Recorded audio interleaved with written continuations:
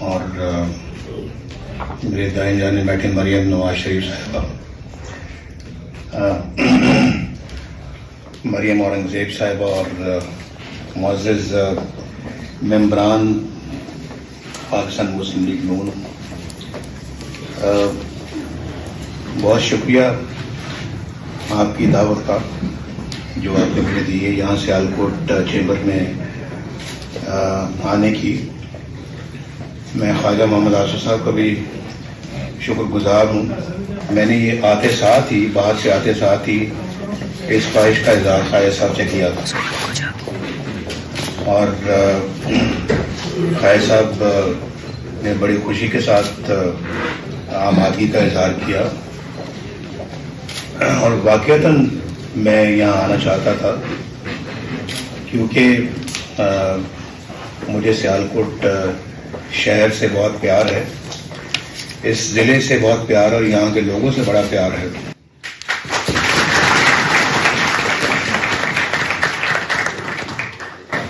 اور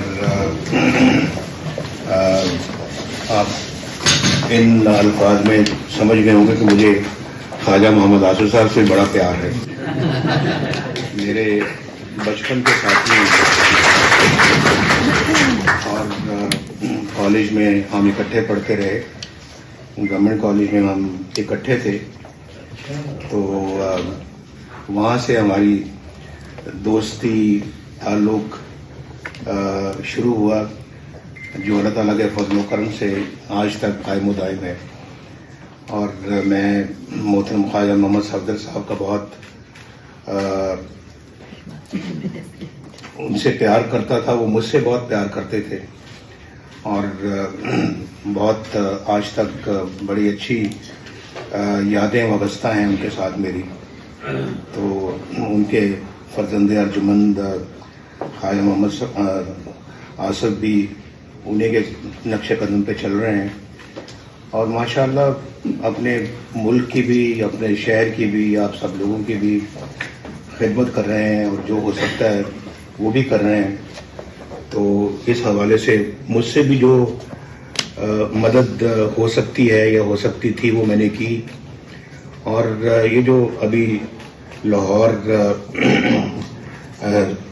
سیالکوٹ یا سیالکوٹ لاہور جو موٹر وے کہتے ہیں، یہ موٹر وے تو نہیں ہے، ہائی وے اس کو کہا جا سکتا ہے، لیکن اس کو واقعتاً ایک موٹر وے بننا چاہیے تھا، اور مجھے بڑا افسوس اور دکھ ہوتا ہے آج پہلی دفعہ اس پہ میں نے آج سفر کیا ہے، اور میں دیکھنا چاہتا تھا کہ یہ کس طرح کی ہائی وے ہے۔ اور میں سمجھتا ہوں کہ سیالکوٹ جو ہے نا وہ اس کو بھی بہت ہی آگے ہونا چاہیے اس مقام سے جس پہ آج کھڑا ہے۔ تو سیالکوٹ صاحب میری جو ایک خاص تعلق اور محبت ہے وہ آج مجھے کھینچ کر لایا ہے آپ کے پاس، اور میں اتنا کہہ سکتا ہوں کہ یہ میری محبت کا رشتہ انشاءاللہ آپ کے پاس رہتی زندگی تک یہ قائم رہے گا۔ یہ بہت ضروری ہے، اور ابھی جیسے کہ آپ نے اپنی گفتگو میں فرمایا مالک صاحب نے کہ سیالکوٹ کی اگر ایکسپورٹس کو ڈبل کرنا ہے تو یہ کام کرنے ضروری ہیں، جس میں جیل کو بھی شامل کر لیا انہوں نے کہ اس کو بھی شفٹ کیا جائے۔ جب تک اس کو شفٹ نہیں کریں گے تو یہاں ہم اپنی ایکسپورٹس کو ڈبل نہیں کر پائیں گے۔ تو جیل آپ لوگوں میں سے بہت سارے لوگوں نے نہیں دیکھی جیل کیسی ہوتی ہے، اور آپ کے وزیر اعظم نے جیل دیکھ لی ہوئی ہے نا، ایک دفعہ بلکہ 2 دفعہ دیکھی، ایک دفعہ تو 14 مہینے دیکھی ہے، ایک دفعہ ایک سال دیکھی ہے، اور ابھی تک میں سمجھ نہیں سکا کہ وہ جیل کیوں دیکھنی پڑی۔ تو بہرحال خواجہ صاحب بھی جیل دیکھ چکے ہیں، یہ بھی کسی کو سمجھنے کی ضرورت ہے آج تک یہ کیوں جیل میں گئے، اور یہاں پہ ڈار صاحب تو جیل میں نہیں گئے۔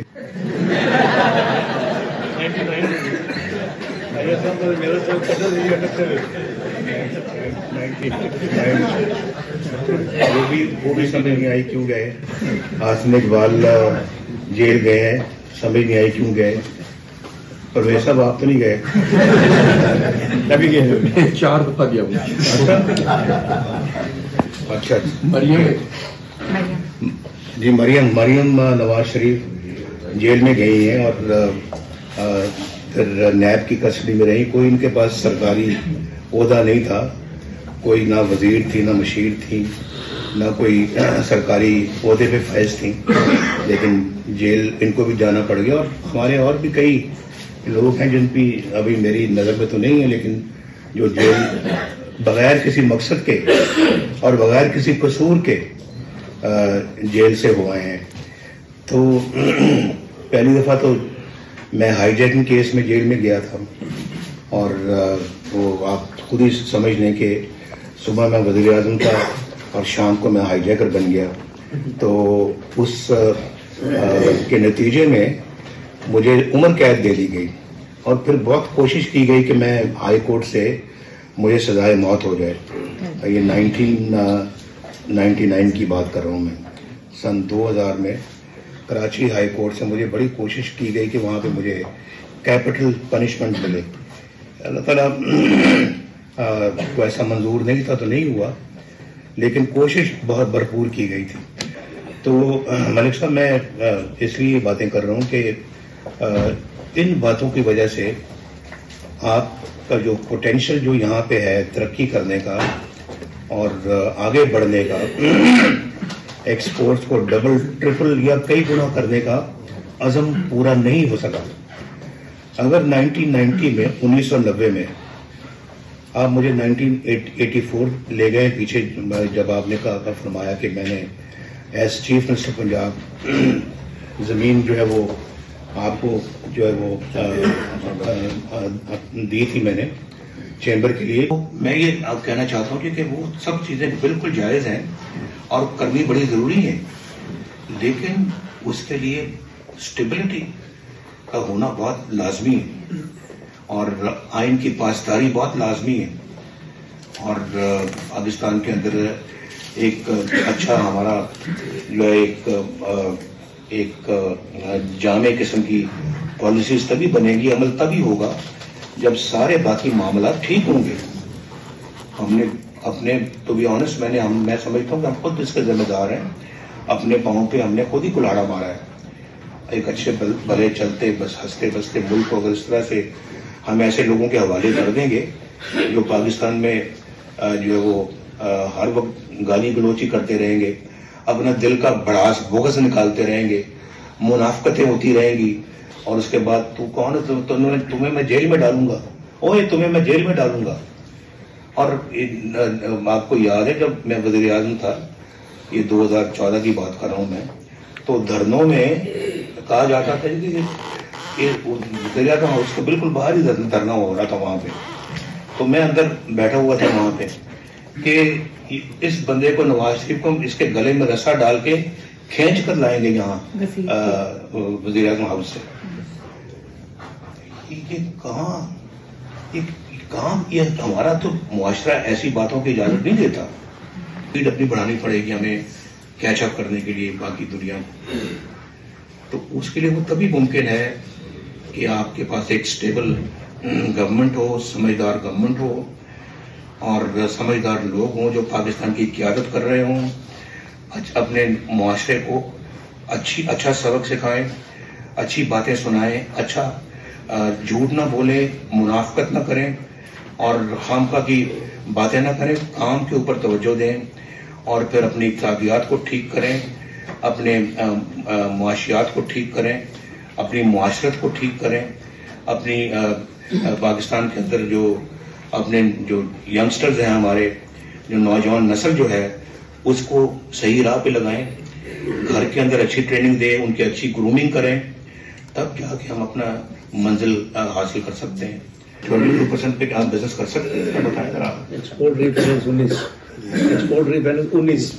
ایکسپورٹ ری فائنانس 19%, ہمارے زمانے میں 3% تھا, اور ہمارے زمانے میں انٹرسٹ ریٹ جو ہے وہ 5.25 تھا.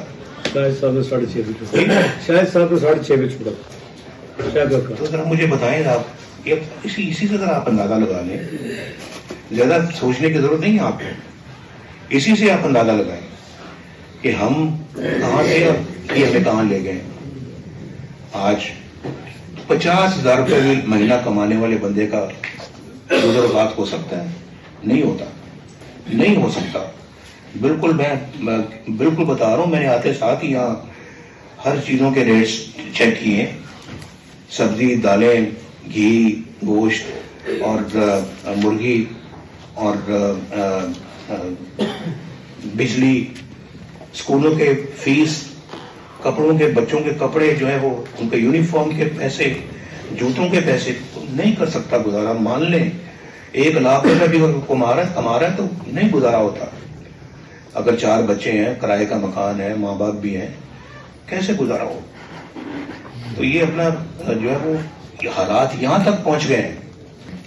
اور 100 بندے اللہ تعالیٰ کو پیارے ہو جاتے تھے ان دھماکوں میں, تو ان کو ختم کیا ہم نے, ان دھماکوں کو, اس دہشت گردی کا قلعہ کما کیا ہم نے اللہ کے فضل و کرم. تو رد الفساد ہم نے ایک شروع کیا, اس کے اندر اپنا بھرپور طریقے سے ہم نے پاکستان کے اندر جو ہے وہ امن قائم کرنے کے لیے جدوجہد کی, کوشش کی, اور امن قائم ہوا. اس کے بعد پھر سارا کچھ کرنے کے بعد پھر اس پچھلے دور کے اندر ہم اپنا سی پیک کو ہم لے کے آئے, اور چائنیز پریزیڈنٹ یہاں پہ جب بھرپور طریقے سے دھرنے ہو رہے تھے, ادھر دھرنا ہونا, اسی سڑک سے چائنیز پریزیڈنٹ نے بھی گزرنا تھا. تو وہ ہم دیکھیں ان دھرنوں کے باوجود ہم نے کام کیے اور ہم نے اپنے ہدف پورے کیے. ملک 5.8% GDP پہ چلا گیا.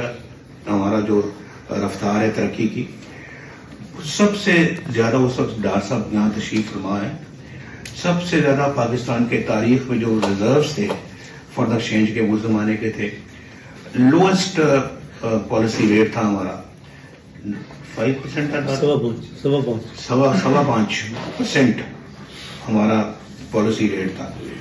3% تھا ہمارا ایکسپورٹ ری فائنینس, 3%. آپ ایکسپورٹ ری فائنینس کو کافی استعمال کرتے ہوں گے یہاں پہ. 3% تھا. اور اسٹاک ایکسچینج بوم کر رہے تھے. پاکستان کے بارے میں کیا ورلڈ بینک اور کیا IMF یہی کہہ رہے تھے کہ پاکستان اگلے چند سالوں میں ترقی یافتہ ترین ملکوں میں شامل ہو جائے گا. تو یہ دور آپ نے اپنی آنکھوں سے دیکھا ہے. جن میں نوجوانوں کی بھی بات کر رہا تھا جو 1990 میں پیدا بھی نہیں ہوئے ہوں گے, انہوں نے بھی اس دور کو دیکھا. تو ایک یعنی پاکستان کے اندر پاکستان ایک ترقی کی مثال بن چکا تھا. لوڈ شیڈنگ ختم ہو گئی. ہم نے آ کے اپنے اس 4 سالہ دور میں, میں 4 سال رہا, 2017 سے لے کر 2018 تک ہماری گورنمنٹ تھی, لیکن وہ نہ ہونے کے برابر تھی. کیونکہ جب ایک گورنمنٹ کو آپ بالکل اکھاڑ دیتے ہیں اس کے پاؤں, تو پھر وہ پھر گورنمنٹ نہیں رہتی. تو 2017 تک جو گورنمنٹ تھی ایک بہترین گورنمنٹ چل رہی تھی, ایک ہنستا بستا پاکستان تھا. سی پیک میں جس میں ہم نے بہت سارے پروجیکٹس بنائے ہیں کہ جی یہ مسٹر پرائم منسٹر مجھے کہنے لگے this is a gift from China to you mister prime minister, to you. تو انہوں نے یہ کہا, جیسے کہ آپ جانتے ہیں کہ ایک دفعہ مجھے پریزیڈنٹ کلنٹن نے, جو امریکہ کے پریزیڈنٹ تھے 1998 میں, مجھے کہنے لگے آپ دھماکے نہ کریں, وی ول گیو یو $5 billion. انہوں نے کہا کہ ہم پیکج بنا رہے ہیں, $5 billion ہم آپ کو کیش دیں گے, اس میں اور بھی بڑی چیزیں شامل تھیں. تو ہم نے جو ہے نا وہ دھماکوں کو ترجیح دی, ہم نے $5 billion کو ترجیح نہیں دی. اور ہم نے کہا کہ نہیں, ہم اپنے پاؤں پہ کھڑا ہوں گے. اور آج میں آپ کو ایک بات بتا دوں, جو دفاعی میدان میں جو ہماری خدمت ہے, اسی وجہ سے آپ کا کوئی دشمن جو ہے وہ آپ کی طرف میری یہاں سے نہیں دیکھ سکتا. اللہ تعالیٰ کا شکر ہے. تو اگر ہم نے کیا ہوتا تو آپ جانتے ہیں, آپ یہ پورا ملک جو ہے وہ پہلے 3 جنگیں لڑ چکا ہے. تو اللہ نہ کرے کہ جو ہے وہ کبھی کوئی جنگ جیسے حالات کو دوبارہ کر, لیکن پاکستان. اور پھر آپ مجھے بھی بتائیں نا جی, وہ آپ جانتے کہ جو کس ٹون میں ہمارے ساتھ بات کی جاتی تھی اس وقت دھماکوں سے پہلے, اور پھر دھماکوں کے بعد کیا کس ٹون میں ہم سے بات کی. اور پھر ہندوستان کے وزیر اعظم واجپئی پاکستان آئے اور آ کے لاہور اکارڈ پہ دستخط کیے اور اس میں کہا جی ہم کشمیر کا مسئلہ بھی ہم بات چیت کے ذریعے سے حل کریں گے. پھر اس کے بعد پھر ہم دوبارہ آئے تو پھر مودی صاحب ہمارے پاس لاہور میں وہاں گھر ہمارے تشریف لائے. تو ایک ہمارے دور میں فورن ریلیشنز کے فرنٹ پر بھی ماشاءاللہ بڑی کامیابیاں ہیں. ابھی میں نے آپ سے اکنامک فرنٹ کی بات کی ہے, ڈیفنس فرنٹ کی بات کی, فورن ریلیشنز کی بات بھی میں کر رہا ہوں. فورن پالیسی بھی ماشاءاللہ اللہ کے فضل و کرم سے ہماری بڑی کامیاب رہی. مجھے بتائیں کہ کسی اور کے زمانے میں یا پاکستان میں آج تک کبھی کوئی انڈین پرائم منسٹر کبھی آئے ہیں پاکستان کی وزٹ کے اوپر؟ ہمارے زمانے میں 2 دفعہ آئے. اور یہ سب باتیں سوچنے والی ہیں. قوم کو سوچنا چاہیے ان سب چیزوں پر. ایک ایسا بندہ ہمیں تو فارغ کر دیا, ایک ایسا بندہ لا کے بٹھا دیا جس نے قوم کا بٹھا بٹھا دیا, انڈسٹری کا بٹھا بٹھا دیا, اکانومی کا بٹھا بٹھا دیا, فورن ریلیشنز کا بٹھا بٹھا دیا, ہمارے اقتصادیات کا بٹھا بٹھا دیا, معاشرت کا بٹھا بٹھا دیا, معاشی حالات کا بٹھا بٹھا دیا, ہمارے جو ہے وہ کلچر کا بٹھا بٹھا دیا. یہ سوچنے والی باتیں. لایا گیا تھا, وہ خود نہیں آ سکا, وہ اس کو لایا گیا تھا. خود وہ ہم سے الیکشن جیتنے کی اللہ کے فضل و کرم سے سخت نہیں رکھتا تھا, لیکن ہمیں گرایا گیا, اس کو لایا گیا اور اس نے آ کے ملک کا کیا حشر کیا آپ نے دیکھا ہے. آپ نے دیکھا ہے پاکستان کے اندر. مجھے بتائیں کہ آج بھی پاکستان اسی کے نتائج بھگت رہا ہے. تو اس کے بعد پھر یہ سلسلہ دیکھیں. مجھے یہ بتا, میں کئی جگہ یہ بات کر چکا ہوں کہ جب آپ کوئی کسی چیز کو, کسی پروگرام کو مکمل نہیں ہونے دیں گے, کسی کے ٹنیور کو مکمل نہیں ہونے دیں گے اور بیچ میں کوئی کلہاڑا چلا دیں گے تو کس طرح سے پھر ملک ترقی کرے گا. یہاں سیالکوٹ کی بات ہو رہی, میں ملک کی بات کر رہا ہوں. ملک کیسے آگے بڑھے گا؟ تو یہ تو اپنا ملک کی بات کر رہا ہوں. ایک فیملی آگے نہیں بڑھتی جہاں یہ پھوٹ پڑ جائے یا ٹانگ کھینچی جائے دوسرے کی, جہاں لڑائیاں ہو جائیں تو گھر کیسے چلتے ہیں؟ ایک بزنس آرگنائزیشن کیسے چل سکتی ہے؟ نیشن اور ملک تو بہت بڑی بات ہے. تو اس میں تو ذرا آپ کو معلوم ہے کہ اس کے لیے اسٹیبلٹی بہت ہی ضروری ہے. پولیٹیکل اسٹیبلٹی ہوگی اور لوگوں کو یہ یقین ہوگا کہ پالیسیز جو ہیں یہ اگلے 20, 30, 40 سال کے لیے یہی پالیسیز رہیں گی, تو دیکھیں ملک کس طرح سے پھر وہ دوڑے گا. لیکن اس دوڑنے سے پہلے میں آپ کو یہ بتا دوں کہ ہم بہت پیچھے رہ گئے. آج ہم جن سے بہت آگے تھے ہم آج ان سے بہت پیچھے ہیں اور وہ ہم سے بہت آگے ہیں. یہ بڑی ایک انفارچونیٹ بات ہوئی ہے. اور یہاں کے وزیر اعظموں کو کبھی جیل دیکھنی پڑتی ہے, کبھی پھانسی دیکھنی پڑتی ہے, کبھی یہاں پہ جلا وطنی دیکھنی پڑتی ہے, اور سمجھ بھی نہیں آتی کہ کیوں ایسا ہوتا ہے. یہ بہت سوچنے سمجھنے کی باتیں ہیں. اور 2018 میں ہم الیکشن جیت چکے تھے. 2018 کی بات کر رہا ہوں میں. بڑے الحمدللہ بڑے وثوق کے ساتھ یہ بات کر رہا ہوں. میرے دائیں خواجہ آصف صاحب ہیں, ایک چیز کو سمجھتے ہیں. RTS بند کرنے کے باوجود ہم پھر بھی پنجاب میں نہیں آ رہے. پنجاب میں ہم وی ور دا لارجسٹ سنگل پارٹی ان پنجاب, لیکن ہمیں ہماری گورنمنٹ بنانے سے ہمیں محروم کر دیا گیا. ہوائی جہاز کبھی ادھر سے ادھر اڑ رہے تھے, کبھی ہیلی کاپٹر اڑ رہے تھے, اور سب کو پکڑ دگڑ کر ان کو ایک جگہ پہ جمع کر کے ان کو ایک جو ہے وہ جوڑ دیا گیا آپس میں کہ بھی آپ مسلم لیگ نون کے خلاف آپ نے گورنمنٹ بنانی ہے. اور وہ جو چوچوں کا مربع تھا اس کو جوڑ کے تو ایک گورنمنٹ یہاں پہ کھڑی کر دی گئی. یعنی آپ یہ دیکھیں کہ اس کے باوجود RTS کو بند کرنے کے باوجود اس وزیر اعظم کو صرف 4 ووٹ کے مارجن سے اسمبلی نے منتخب کیا, جس میں MQM کا ووٹ بھی شامل تھا, جس میں باپ پارٹی کے ووٹ بھی شامل تھے, جس میں اور لوگوں کے ووٹ بھی شامل تھے. تو RTS بند کرنے کا مقصد کیا تھا؟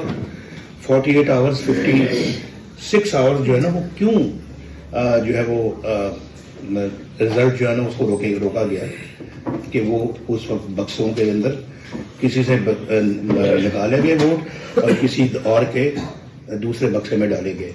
یہ تھی وجہ. تو اور اس کے بعد پھر جو کچھ ہوا آپ نے دیکھا. ادھر الیکشن ہو رہا تھا, میں جیل میں تھا, مریم نواز شریف جیل میں تھی, اور الیکشن والے دن ہم جیل میں تھے. تو یہ سب باتیں ریکارڈ کی باتیں ہیں جو میں آپ کو بتا رہا ہوں. اور یہاں جو بات ہو رہی تھی کہ جی ہم ایکسپورٹ کو دوگنا کر دیں گے, آج پاکستان کی ایکسپورٹس جو ہیں, آپ یقین مانیں اگر 1990 کا مومنٹم رہتا آج ہماری ایکسپورٹس منیمم $300 بلین سے زیادہ ہوتی, بلکہ اس سے بھی کہیں زیادہ ہوتی. عام آدمی بجلی کا بل بھی دیتا تھا, عام آدمی جو ہے وہ موٹر سائیکل سے کار خریدنے کے لیے تیاریاں کر رہا تھا, اور سائیکل پہ جانے والا موٹر سائیکل خریدنے کی تیاری کر رہا تھا. جن کے پاس وہ گھر نہیں تھے, چھوٹی موٹی قطع زمین لے کے گھر بنانے کا سوچ رہے تھے, اور پھر کسی کو اپنی روزی کا فکر نہیں تھا. غربت یقیناً ہمارے ملک میں ہے اور وہ تھی, لیکن اس کو دور کرنے کے لیے حکومت بھرپور اقدام کر رہی تھی. اسی طرح ابھی چائنا میں بھی کہیں ابھی غربت ہے, ابھی انڈیا میں بھی ہے, پاکستان میں بھی تھی. جس کو ایڈریس کرنے کے لیے ہم بھرپور محنت کر رہے تھے, ہر فیلڈ میں, ہر شعبے میں اللہ کے فضل و کرم سے ہم نمایاں کام کر رہے تھے, اور کسانوں کو جو ہے وہ ریلیف دے رہے تھے. ہم اپنا جو کھاد ہے, یوریا ہے, ان کی قیمتیں مسلسل کم ہو رہی تھی. ان کے لیے ایک پیکج بنا کے ان کو ہم دے رہے تھے تاکہ ہماری جو زراعت ہے وہ بھی ساتھ ساتھ, تجارت کے ساتھ ساتھ وہ بھی ترقی کرے, اور کسان بھی ترقی کرے. کسان ترقی کرے گا, تاجر ترقی کرے گا, صنعت کار ترقی کرے گا, تو ملک ترقی کرے گا.